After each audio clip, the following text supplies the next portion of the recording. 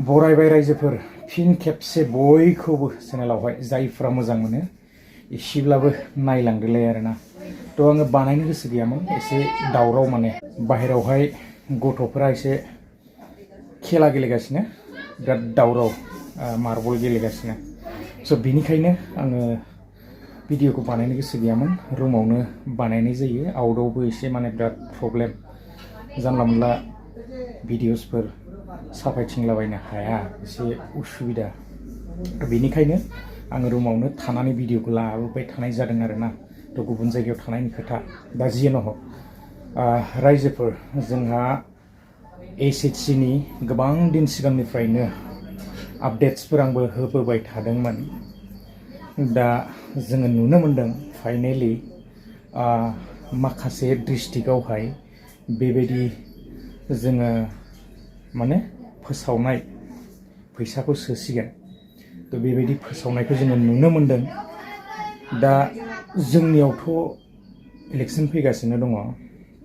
स' जोंनिया मा जागोन दा, बिटिआरनिया बा बिटिसिनिया थ' हाबगोन ना हाबला। दा मडेल कड अफ कन्डाक्ट नांनो थांगासिनो दङ। फैसाथ' लेनदेन जानाय नङा दां ना, थ' मा जाबावगोन। दा बेवहाय माखासे माने डिस्ट्रिक्ट जोङो फोसावनाय नुनो मोनदों। स' मैयाहायनो नलबारिनिफ्राय लानानै धुबुरी बायदिसिना गोबांथार 8टा जोङो बेवहाय नुनो मोनदों। नाथाय आं एसे ट्रेन्सलेट खालामजोबनो हानाय नङा आरोना, एसामिसखौ बारा मोजां फरायनो हाया। थ' एसे एनै हायो, खिन्थु बारा हाजोबा आरोना, स्पस्त जाया। थ' 8टा दङ बेवहाय, जोङो बयबो मिथिनो मोनखाबाय। नाथाय जोंनियासो थालांसिगोन नामा दा, ना इलेक्सननि उनावसो मोनसिगोन। स' जोंनो समासो खिन्थासिगोन आरोना। बयबो आसा खालामनानै दङमोन 10,000 रांखौहाय थ' मोनगोन ना। गोबांथार खरसा जादों, बायदिसिना खारदिंनाय उमुक नांगौ थुमुक नांगौ ना। दंफां फुलि गायनायनिफ्राय लानानै दंफां फुलियानो थैलायलांबाय आरो गोदान गायफिनबाय, गैलासो खिजानि ना।